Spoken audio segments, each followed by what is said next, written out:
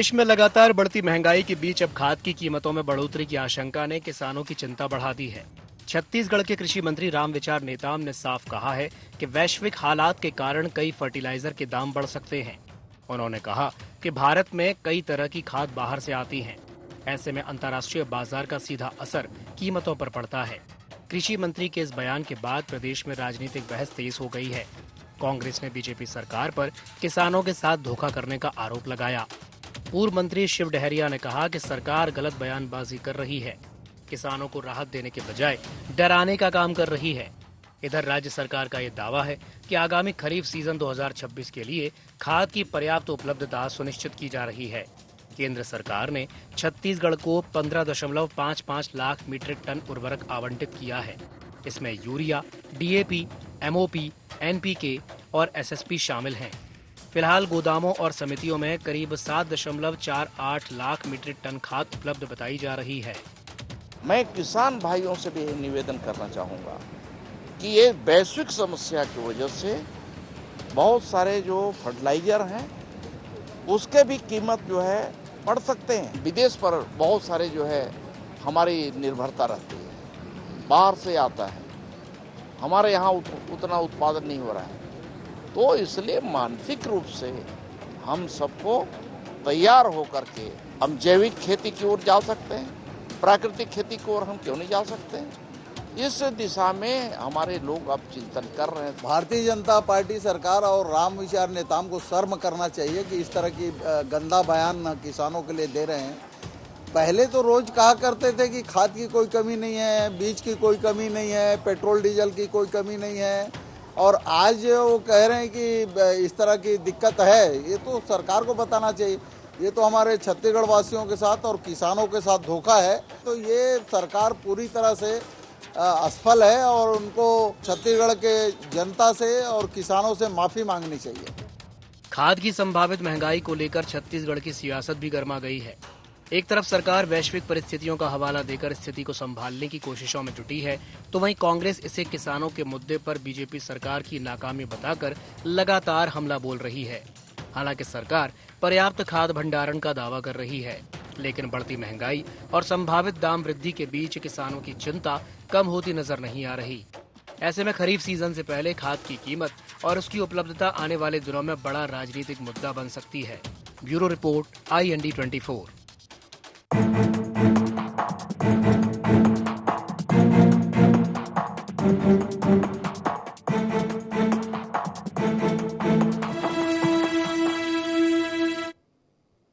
नमस्कार, जय जोहार, गोहार। छत्तीसगढ़ में आप सभी का स्वागत है। मैं हूं आपके साथ दिव्यांशु जोशी। तो किसान और सियासत, जी हां, छत्तीसगढ़ में पेट्रोल डीजल की बढ़ती कीमतों के बीच अब खाद के दाम बढ़ने की आशंका ने सियासत गरमा दी है। कृषि मंत्री रामविचार नेताम ने वैश्विक परिस्थितियों का हवाला देते हुए कहा कि कई फर्टिलाइजर के दाम बढ़ सकते हैं। कृषि मंत्री के इस बयान के बाद कांग्रेस अब हमलावर हो गई है और किसानों को गुमराह करने का आरोप लगा रही है। हालांकि सरकार का यह दावा है कि खरीफ सीजन 2026 के लिए राज्य में खाद का पर्याप्त भंडारण मौजूद है। आज इसी विषय को लेकर के हम चर्चा करेंगे, लेकिन चर्चा करने से पहले जान लेते हैं क्या है आज के गुहार पॉइंट्स। खाद को लेकर कृषि मंत्री के बयान के क्या है मायने? क्या खरीफ सीजन से पहले महंगी होगी खाद? कांग्रेस क्यों लगा रही सरकार पर गुमराह करने के आरोप? खाद की उपलब्धता को लेकर सरकार के दावों में कितना दम? चलिए इन्हीं कुछ पॉइंट्स को लेकर की चर्चा को विस्तार देते हैं। कुछ खास मेहमान हमारे साथ चर्चा में शामिल हो रहे हैं, आपका परिचय करा देते हैं। हमारे साथ चर्चा में जुड़ रहे हैं रवि ग्वालानी जी, कांग्रेस प्रवक्ता हैं। रवि जी, स्वागत है आपका IND 24 में। और हमारे साथ जुड़ रहे हैं वासु शर्मा जी, भारतीय जनता पार्टी के प्रवक्ता हैं। वासु जी, आपका भी बहुत बहुत स्वागत है IND 24 में। और हमारे साथ जुड़ेंगे मयंक चतुर्वेदी जी, जो कि वरिष्ठ पत्रकार है। मयंक जी, आपका भी स्वागत है IND 24 में। तो चलिए शुरुआत में कर लेता हूँ, रवि जी से ही कर लेता हूँ। रवि जी, कृषि मंत्री के बयान को कैसे देखा जाए? भाई पेट्रोल डीजल के दाम तो पहले से ही रुला रहे हैं, अब खाद को लेकर के भी इस तरह की बात कहना कि भाई दाम बढ़ सकते हैं, तो ये तो भाई आने वाले समय में कहते हैं ना कि कंगाली में आटा गीला, ये वो वाली बात हो गई। क्या कहेंगे रवि जी?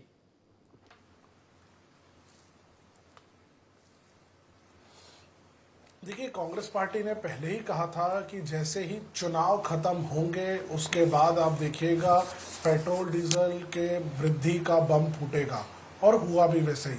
जैसे चुनाव खत्म हुए, रिजल्ट आए उसके बाद हमारे देश के प्रधानमंत्री जी ने एक रैली में कहा कि हमें पेट्रोल डीजल को बचाना है, खाने के तेल को बचाना है, और उसी में उन्होंने फर्टिलाइजर्स का भी जिक्र किया।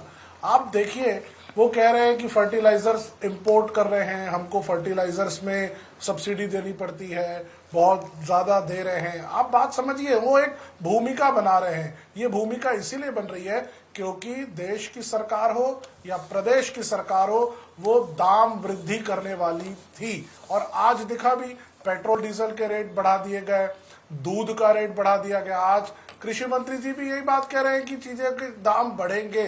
तो भारत सरकार को ये भ्रम और एक कंफ्यूजन उन्होंने क्रिएट कर दिया है। देश के प्रधानमंत्री जी ने, उन्होंने एक जनरल बात कह दी। अब उस जनरल बात के बहुत सारे मायने निकल रहे हैं। आप देखिए, कोई भी शहर हो, हर जगह पेट्रोल पंप में कतारें लग गई है। किसानों को समझ में नहीं आ रहा है कि हमको आगे खाद मिलेगी कि नहीं मिलेगी। देश के पास कितना भंडारण है, अलग अलग जगह से अलग अलग रिपोर्ट्स आ रही है। अभी आपके टीवी चैनल में एक रिपोर्ट आ रही थी, आप दूसरी जगह जाकर के देखेंगे तो वहां कुछ और रिपोर्ट आ रही है कि इतना नहीं, इतना खाद हमारे पास बची हुई है। तो बहुत सारी चीजें निकल करके आ रही है। कांग्रेस पार्टी का ये कहना है कि अगर दाम बढ़ाने की स्थिति बन रही है तो पहले देश के सामने सारे तथ्य प्रस्तुत किए जाने चाहिए, ऑल पार्टी मीटिंग बुलाई जानी चाहिए, क्या वस्तु स्थिति है उसको पूरी तरीके से पहले भारत सरकार, देश के प्रधानमंत्री जी, गृह मंत्री जी, वित्त मंत्री जी, विदेश मंत्रालय, सब पहले सबको बताएं। क्योंकि अगर मैं आंकड़ों की बात करूं तो पिछले 2014 से लेकर के 25 तक के अगर पेट्रोल डीजल की बात करेंगे तो 2-2 लाख 3-3 लाख करोड़ रुपए से ज्यादा पर ईयर में एक्साइज के माध्यम से भारत सरकार ने कमाया है। और 2020-21 की अगर हम बात करें तो उसमें सबसे ज्यादा 3,72,000 करोड़ रुपए एक्साइज के माध्यम से कमाया गया है। तो भारत सरकार जब पेट्रोल डीजल के क्रूड ऑयल की कीमत कम थी, जब इतनी अर्निंग करी है, तो आज इसको कॉम्पेंसेट क्यों नहीं कर रही है? जीएसटी फर्टिलाइजर्स में 5% है, कुछ जगह 18% है, उसको एडजस्ट किया जा सकता है। तो बहुत सारे माध्यम हैं जिसके तरीके से महंगाई को रोका जा सकता है। और सबसे पहले तो भ्रम नहीं फैलाया जाना चाहिए, वेग बयानबाजी नहीं होनी चाहिए कि कोई आकर के, कोई मंत्री भी अगर किसी को कहना है क्या बात कहनी है, तथ्यों पे बात होनी चाहिए कि तथ्य क्या है, और कहीं ना कहीं उस तथ्यों के लिए प्रामाणिकता भी रहनी चाहिए कि ये तथ्य है, इसके ये प्रमाण है, उसके बेसिस पर कोई कह रहा है। मैं देख रहा हूं कि एक तरफ कह रहे हैं पेट्रोलियम की अगर मैं बात करूंगा तो प्रधानमंत्री जी कह रहे हैं हमको बचाना है, दूसरी तरफ जो है पेट्रोल मंत्रालय आकर के कहता है कि नहीं हमारे पास पर्याप्त ईंधन है, तीसरी तरफ दिखा जा रहा है कि लोग कतार में लगे हुए हैं, उनको लग रहा है टैंक फुल करा लो, कल लॉकडाउन ना लग जाए, और कलेक्टर जो है वो खुल करके ठीक तरीके से आकर के कंट्रोल नहीं कर रहे हैं। तो आप देखेंगे तो केंद्र से लेकर के प्रदेश तक शासन प्रशासन हर जगह अलग अलग बातें कर रहा है। ये बातें भ्रम नहीं फैलाया जाना चाहिए।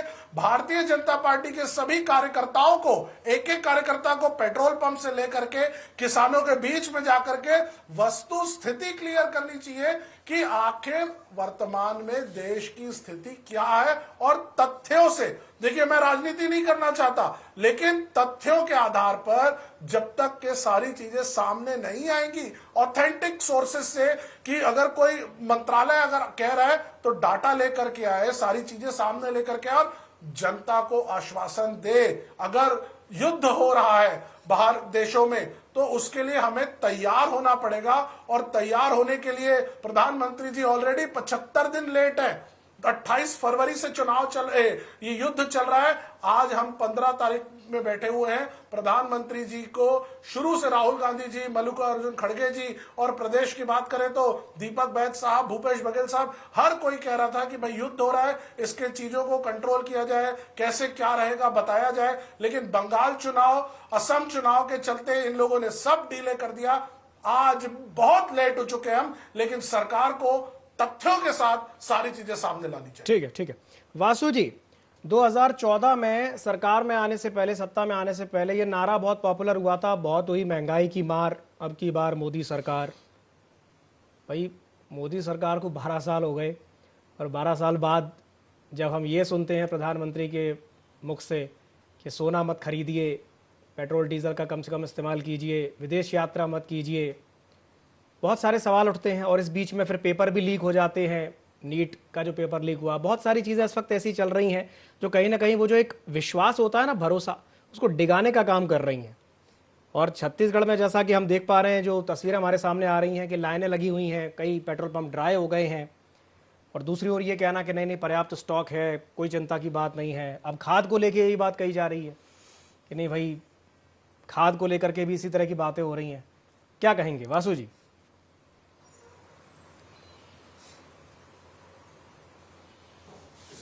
देखिए दिव्यांशु जी, जैसे कांग्रेस पार्टी के प्रवक्ता अभी बैठ के वैसे भ्रम फैला रहे, कांग्रेस पार्टी की आदत है कि भ्रम की राजनीति देश में करो और जनता में पैनिक फैलाओ। इससे पहले का उदाहरण देख के बता रहा हूं दिव्यांशु जी। यही कांग्रेस पार्टी के नेता और राहुल गांधी जी, जब एलपीजी का कुछ थोड़ा सा क्राइसिस हुआ था बीच में, तो लोगों के बीच में ऐसा पैनिक फैला दिया गया कांग्रेस के द्वारा कि सिलेंडर खत्म होने वाला है, सिलेंडर नहीं मिलेगा कल से, तो वहां लाइन लग गई थी। लेकिन जब पैनिक फैलता है दिव्यांशु जी, तो कैसे फैलता है?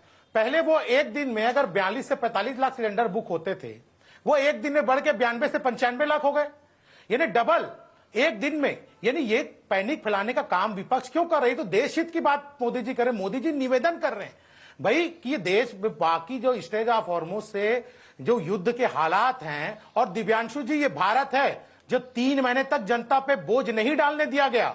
ये चुनाव का मकसद नहीं, ऐसा लग रहा था कि देश युद्ध कहीं ना कहीं खत्म हो जाएगा, क्योंकि युद्ध विराम हुआ है, युद्ध विराम चल रहा है। तो कहीं ना कहीं प्रधानमंत्री जी ने भी अपने देश की जनता पर बोझ नहीं डाला, वैट बल्कि घटाया कि जनता पे बोझ ना पड़े। लगातार प्रयास किए गए। अब कांग्रेस पार्टी को दिखता नहीं है। रवि जी ने भी एक बात ठीक की, डेटा से बात करनी चाहिए, तो मैं डेटा आपको बताता हूं। देखिए, कांग्रेस पार्टी अभी कह रही छत्तीसगढ़ में पेट्रोल का हाहाकार है, ऐसा है वैसा है। तो मैं आज ही कर दे, और ये कहते कलेक्टर साहब कहां है?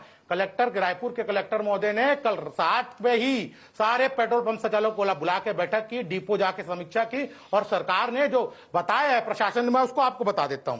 छत्तीसगढ़ में पेट्रोल लगभग 45,474 किलो लीटर पेट्रोल आयात की डेट में छत्तीसगढ़ भंडारण है। डीजल 84,654 किलो लीटर डीजल यहां पर है। लेकिन पैनिक ऐसा क्रिएट करा। औसतन एक दिन में कितना लगता है? एक दिन में पेट्रोल लगता है 3,635 किलो लीटर और डीजल लगता है 5,873 किलो लीटर। यानी इसको आंकड़े, प्रतिदिन के आंकड़े आप देखेंगे तो आने वाले 10, 20, 25 दिन का स्टॉक ऑलरेडी छत्तीसगढ़ के पास है। यानी इस पर चिंता का मुख्यमंत्री जी भी लगातार कह रहे हैं, हमारे प्रशासन के लोग कह रहे हैं, कहीं पर भी पैनिक करने की आवश्यकता नहीं है। निश्चित रूप से प्रधानमंत्री जी ने निवेदन किया है, क्योंकि हमको निर्यात करना पड़ता है, जैसे कच्चा तेल है और सोने का है। इसीलिए निश्चित रूप से प्रधानमंत्री जी ने कहा है कि अभी समय की मांग है, हमको थोड़ा कम करना चाहिए। प्रधानमंत्री जी ये नहीं कहा है कि आपको गाड़ी में नहीं चलना है, आपको निश्चित रूप से थोड़ा कम करना चाहिए, इससे देश का फायदा है। और ऐसा ही निवेदन 2013 में मनमोहन सिंह जी ने भी किया था कि सोना मत खरीदिए, पेट्रोल को बचाइए, पी चिदम्बरम ने कहा था। और उसके रात के 8 बजे बाद पेट्रोल कौन बंद कराता था? तो ये सब देश हित में उस समय के लगा होगा, देश हित में निर्णय लेना है। प्रधानमंत्री भी उस समय लिए थे, तो उस समय ये राष्ट्रभक्ति कह रहे थे। आज कहते हैं पीएम कॉम्प्रोमाइज है। अगर वही निवेदन प्रधानमंत्री मोदी जी कर रहे हैं तो ये कॉम्प्रोमाइज नजर आ रहे हैं। यानी हद है। यानी ऐसी झूठी बातें कांग्रेस कैसे करती है? दूसरी बात, और खाद की बात हो रही, खाद का भी स्टॉक बता देता हूं कैसे। राम विचार नेताम जी ने यह कहा कि छत्तीसगढ़ में खाद नहीं मिलेगा आपको, कि उन्होंने ये कहा कि देश परिदेश में हालात ऐसे हैं, अगर वहां पर ऐसी स्थिति बिगड़ती है तो खाद के दाम आने वाले समय महंगे हो सकते हैं। ये तो सच है। अगर यहां पर दुनिया को दिख रहा है कैसी स्थिति, दूसरे देश की अपेक्षा भारत में खाद की कीमत कम है। और छत्तीसगढ़ में 9.78 हजार मैट्रिक तक खाद छत्तीसगढ़ के पास है, और अप्रैल मई से बंटना चालू हो गया है, क्योंकि बरसात आते साथ किसान भाई अपना ये लगाना चालू कर देते हैं खेत में। तो ये काम चालू है। यानी किस प्रकार की भ्रम कांग्रेस पार्टी झूठ फैलाने का काम करती है। इससे पहले गैस में फैलाए, अब पेट्रोल में फैलाए। आप जाइए, आज पेट्रोल आराम से मिल रहा है लोगों को। कांग्रेस पार्टी जबरदस्ती का अफवाह फैलाने का काम कर रही है। ठीक है। वासु जी, मैं आपके पास माफ कीजिएगा, रवि जी मैं आपके पास आ रहा हूं वापस। मयंक जी भी हमारे साथ जुड़े हुए हैं, पहले उनसे एक टिप्पणी ले लूं फिर आपके पास आता हूं। मयंक जी, फर्टिलाइजर को लेकर के जो स्टेटमेंट आया है कृषि मंत्री की तरफ से, अब उसे लेकर के तमाम तरह की बातें हो रही हैं। बीजेपी कह रही है कि नहीं भ्रम फैलाने की कोशिश है विपक्ष की, ऐसा कुछ नहीं है, पर्याप्त स्टॉक है। मैं आपसे पूछना चाहूंगा कि अगर कल को, मैं नहीं चाहता कि भाई कोई भी नहीं चाहता कि ऐसी स्थिति बने कि कमी हो जाए या दिक्कत आए, अगर दिक्कत होती है तो इसका सोल्यूशन क्या रहेगा, मैं आपसे जानना चाहूंगा। मयंक जी। देखिए सॉल्यूशन तो ये है कि जितना कम से कम खाद का उपयोग हो वही सॉल्यूशन हो सकता है, उसके अलावा तो कोई सॉल्यूशन है नहीं। या उसके जो विकल्प हैं उसको तैयार करने में, अब क्योंकि खेती का समय शुरू होने वाला है, तो ऐसी स्थिति में अब जो है नए विकल्पों को तलाशना बहुत इतना कम समय है कि बड़ा मुश्किल है।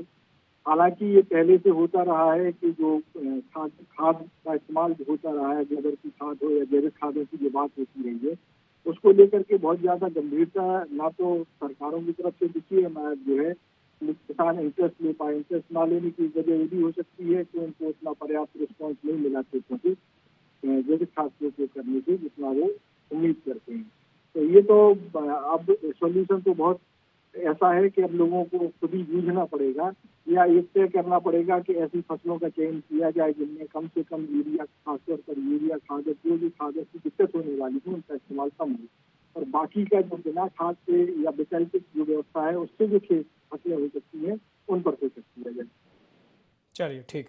रवि जी, आप कुछ कहना चाह रहे थे जी, अब बोलिए। जी दिव्यांशु जी, मयंक जी की आवाज तो मेरे पास नहीं आ रही थी, उनको सुन नहीं पाया मैं पूरे ठीक तरीके से। जी वो वैकल्पिक व्यवस्था की बात कर रहे थे। अभी हमारे भारतीय जनता पार्टी के प्रवक्ता भारतीय जनता पार्टी के प्रवक्ता वासु भाई कह रहे थे कि कांग्रेस भ्रम फैला रही है। मुझे आप बताइए दिव्यांशु जी, कांग्रेस भ्रम क्यों फैलाएगी? प्रधानमंत्री जी रैली में जा करके कहते हैं कि हमें फर्टिलाइजर्स को इंपोर्ट करने पर ड्यूटी लग रही है, उसको बचाना है, विदेश मत जाओ, खाने का तेल कम यूज करो, आप लोग जो है पेट्रोल डीजल के लिए कम गाड़ियों का इस्तेमाल करो, पूलिंग करो। कांग्रेस ने कहां भ्रम फैलाया? प्रधानमंत्री जी ने आह्वान किया पब्लिक को, वो भी एक रैली से, न कोई एक सदन से आह्वान हुआ, एक नॉर्मल रैली लग रही थी, नॉर्मल रैली से एक अलग टाइप का आह्वान हो गया जिसके लिए कोई भी तैयार ऐसे नहीं था कि प्रधानमंत्री जी ऐसे बोलेंगे। उसके बाद जनता, आप बताइए, अभी वासु जी कह रहे थे कि पेट्रोल आसानी से मिल रहा है, कहीं तकलीफ नहीं है। दिव्यांशु जी, आप अपने किसी भी करस्पॉन्डेंट को, किसी भी व्यक्ति को भेज दीजिए, रायपुर शहर में सारे पेट्रोल पंप घूम ले, आधे से ज्यादा पेट्रोल पंप ड्राई हो चुके हैं और जहां पर पेट्रोल मिल रहा है 200-200, 300-300 गाड़ियां हैं, वहां पर लोग कतारों में खड़े हुए हैं, उनको उसके बाद भी पेट्रोल ठीक तरीके से नहीं मिल रहा है। जनता से आप जाकर के वहां सवाल करिए, जनता खुद कह रही है कि देश के प्रधानमंत्री जी ने बोला है, उसके बाद हम कोई 200 का डलवा रहा है, कोई 1000 का डला रहा है, कोई टैंक फुल करा रहा है, क्या करा रहे हैं वो जाने से आपको समझ में आ जाएगा। कांग्रेस कहीं भ्रम नहीं फैला रही है। और अभी इन्होंने कलेक्टर की भी बात कही। कलेक्टर अगर एसी ऑफिस में अपनी कॉन्फ्रेंस ले लेंगे और कह देंगे सब ठीक है, पर्याप्त स्टॉक है, बोल देने से नहीं होता है दिव्यांशु जी, जनता के बीच में जाना पड़ेगा। भारतीय जनता पार्टी के एक कर्मठ कार्यकर्ता है वासु जी, मैं निवेदन करूंगा कि आप अपने जैसे लोगों को टीम उठाइए और लोगों के बीच में जाइए। लोगों को कंफ्यूजन हो गया है, अगर भ्रम फैल गया है तो उसको दूर करने का काम सत्ता का है, सत्ता में बैठे हुए कार्यकर्ताओं का है। और जो आंकड़े आप प्रस्तुत कर रहे हैं, आप कह रहे हैं कि 10, 20, 25 दिन का पेट्रोल बचा हुआ है। भाई साहब, केंद्रीय मंत्रालय कहता है 60 दिन का पेट्रोल है उसके पास, आप कह रहे हैं 10, 20, 25 दिन। मैं यही कह रहा हूं कि हर व्यक्ति के पास अलग आंकड़े हैं, हर व्यक्ति अपनी बात कर रहा है। प्रशासन को ऑथेंटिक चीजें लेकर के सामने आना चाहिए। और फर्टिलाइजर्स की जहां तक बात है, आप समझिए, खाद के विषय में प्रधानमंत्री जी ने कहा कि खाद में हम बहुत सब्सिडी दे रहे हैं, हमको अब कम करनी चाहिए। मैं कह रहा हूं देश की जनता ने, किसानों ने, यहाँ के व्यापारियों ने, सब लोगों ने आपको पेट्रोल डीजल में एक साल में 4-4 लाख करोड़ रुपए तक की एक्साइज देश में दी है हर साल। और बीपीसीएल, एचपीसीएल की बात करेंगे, 10 साल का अगर मुनाफा निकाल लूं तो एक कंपनी का पर ईयर का प्रॉफिट 10-10 हजार करोड़ से ऊपर का है। तो आप समझिए, इतना पैसा कमाए हो ना, इतना पैसा आपको मिला है ना, आज अगर कहीं रेट बढ़ रहे हैं तो सब्सिडाइज कर दो, कंट्रोल कर लो, जीएसटी कम कर दो, पेट्रोल पे वैट और एक्साइज कम कर दो। भ्रमित क्यों कर रहे हो? कांग्रेस पार्टी पहले दिन से कह रही है, अगर भारतीय जनता पार्टी को लगता है आह्वान करना है, ऑल पार्टी मीटिंग बुलाइए ना, सारे नेताओं को सामने तथ्य रखिए ना। आप लोग कर कुछ नहीं रहे हो। देश के प्रधानमंत्री जी आह्वान करते हैं, अगले दिन सोमनाथ चले जाते हैं, उसके अगले दिन आते हैं, आज विदेश दौरे पर निकल गए, सबको कह रहे हैं विदेश दौरा मत करो, खुद चले गए। तथ्य सामने लेकर के आइए, अच्छे से बैठ करके बात करिए, क्योंकि संकट एक दिन में सॉल्व नहीं होगा जब तक सबकी सहभागिता नहीं रहेगी, सबको मिला करके कॉन्फिडेंस में नहीं लोगे, लड़ोगे कैसे, मुझे ये तो समझाओ। ठीक है, प्रतिक्रिया ले लेते हैं। चलिए वासु जी जवाब दीजिए।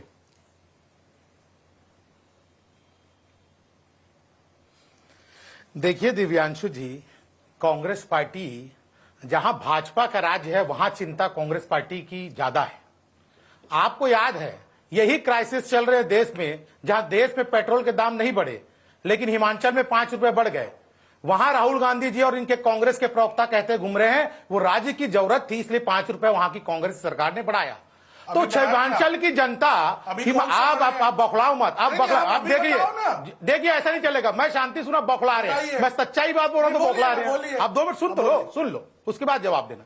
तो फिर दिव्यांशु जी, तो हिमाचल की जनता के लिए अलग पैमाना और छत्तीसगढ़ की जनता के लिए अलग पैमाना, यही कांग्रेस का दोहरा चरित्र है। इसको जनता बखूबी जानती है। यानी अपने राज्य में 5 रुपए बढ़ा लो, 5 रुपए बढ़ा लो, और यहाँ पर अगर 3 रुपए बढ़ जाए तो कांग्रेस पार्टी रोने लग जाए। यानी अपने राज्य की चिंता कर रहे हैं आप। 2 मिनट देखो दिव्यांशु जी, ऐसे नहीं चलेगा।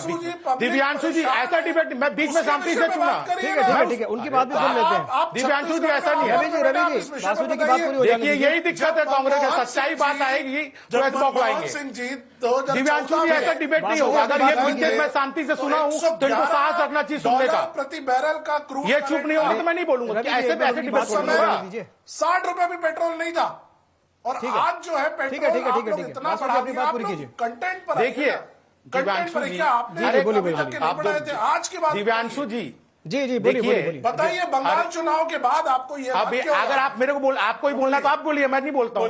यानी ये क्या आदत है भाई कांग्रेस पार्टी के समय? हम शांति सुन रहे हैं, आपके सवालों का जवाब दे रहे हैं। जब आईना दिखाते हो तो चेहरा खुद भी देख लिया करो रवि जी, उसके बाद दूसरों के ऊपर सवाल उठाया करो। दूसरी पार्टी खुद का चेहरा बेदाग है और दूसरे पे प्रश्न चिन्ह लगा रहे हो। अरे विषय पे आया था, कांग्रेस पार्टी बौखला गई। आप बताइए ना, आपके बीच में बोला क्या? बताइए ना, आपके बीच में बोला मैं कितने सारे झूठ बोल के निकल गए। मैं कुछ बोला आपके बीच में? दिव्यांशु जी मैं ये कह रहा हूं कि कांग्रेस पार्टी का दर्द आज भी निश्चित रूप से जायज है, लेकिन यही हिमाचल की जनता के लिए भी दर्द होना था कांग्रेस पार्टी को, जो नहीं दिखा। इसीलिए दोहरा चरित्र कांग्रेस पार्टी का दिखता है। अब छत्तीसगढ़ में कब बढ़ा? आप झूठ बोल रहे हैं। 5 रुपए नहीं बढ़ा। अरे आप बताओ 5 रुपए बढ़ा कि नहीं बढ़ा? अभी 2 महीना पहले बढ़ा 5 रुपए भाई। अरे 5 रुपए बढ़ा। देखिए कितना झूठ बोल रहे हैं, कितना झूठ बोल रहे हैं 2 महीने। अरे आज के लिए क्यों बौखला रहे हो? क्यों बौखला रहे हो? यही दिक्कत है। अरे भारत सरकार, यही दिक्कत है, बौखला जा रहे हैं भाई। 5 रुपए की या 2 रुपए की ऐसे कैसे चलेगा? दिव्यांशु, अरे राहुल गांधी जी छोड़िए, राहुल गांधी जी हिमाचल की जनता के लिए क्या बोल रहे हैं? राहुल गांधी जी हिमाचल की जनता के लिए क्या बोल रहे हैं? ठीक है, चलिए ठीक है। अरे आप चलिए मयंक जी से एक अंतिम टिप्पणी ले लेते हैं, उसके बाद चर्चा को समाप्त करेंगे। आप पूछिए ना, तैयार हूँ। ठीक है आप सच बात बताइए। छत्तीसगढ़ के फर्टिलाइजर्स के विषय में दिव्यांशु जी ठीक है, चलिए ठीक है। ऐसा कैसे चलेगा? देखिए डिबेट होती है, परिचर्चा के लिए बैठे हैं और ये ऐसे कंटिन्यू बोलते रहे तो डिबेट। ठीक है, चलिए समय हमारे पास उतना ही है, जल्दी से अपनी बात पूरी कर लीजिए। आप ही बता रहे प्रधानमंत्री मोदी जी ऐसा कर रहे हैं, तुम छत्तीसगढ़ की बात करिए तो क्यों? चलिए ठीक है, मयंक जी एक अंतिम टिप्पणी आप कर दीजिए, फिर चर्चा को समाप्त करते हैं। जी ये एक ऐसा विषय है जिस पर डिबेट बहुत लंबी हो सकती है। जी मयंक जी जल्दी से अपनी बात पूरी कर लीजिए, उसके बाद चर्चा को समाप्त करेंगे। जी मयंक जी। देखिए ये तो जाहिर सी बात है कि समस्या, एक बड़ी समस्या जो है दस्तक दे रही है, उसकी तैयारी पर फोकस ज्यादा बेहतर तरीके से अगर हम समय रहते करेंगे तो उसका निदान हो जाएगा। जैसे कि पेट्रोल की समस्या है, उसमें अभी तक की स्थिति जो है उसमें पेट्रोल की इतनी किल्लत नहीं है जितना कि पैनिक क्रिएट होने के कारण लोग ज्यादा से ज्यादा पेट्रोल खरीदना चाहते हैं। हम लोग बहुत सारे पेट्रोल पंप पर गए तो पता चला जो आदमी 100 रुपए का पेट्रोल डलवाता था वो खुद टंकी फुल करा रहा है। जिसको कहीं नहीं जाना है, बस पेट्रोल भरवा करके घर में गाड़ी रख के सो जाना है, उसको भी फुल टैंक चाहिए। तो अब क्या है, लोगों को ये लग रहा है कि आने वाले समय में पता नहीं पेट्रोल मिलेगा या नहीं मिलेगा, इसलिए जो है बड़ी तेजी से पेट्रोल भरवाया जा रहा है। तो अभी लोग बात भी अगर ये समझ लें कि एक बड़ी दस्तक की तो आहट है, एक बड़ी समस्या की आहट है, अगर उस आहट के पहले हम थोड़ा सा प्रिकॉशन कर लेंगे तो इस समस्या से हम बेहतर तरीके से। ये बड़ी अच्छी बात कही आपने मयंक जी कि आहट से पहले चेतना बहुत ज्यादा जरूरी है, क्योंकि पैनिक बाइंग की वजह से जो दिक्कत हो रही है वो कहीं आगे चल के और ज्यादा दिक्कत ना खड़ी कर दे। चलिए बहुत बहुत धन्यवाद आप तीनों मेहमानों का हमारे साथ जुड़ने के लिए और चर्चा में शामिल होने के लिए। तो समय की बाध्यता के चलते मैं इस चर्चा को यही समाप्त करना चाहूंगा। खबरों का सिलसिला लगातार जारी है, आप बने रहिए ID24 के साथ। नमस्कार।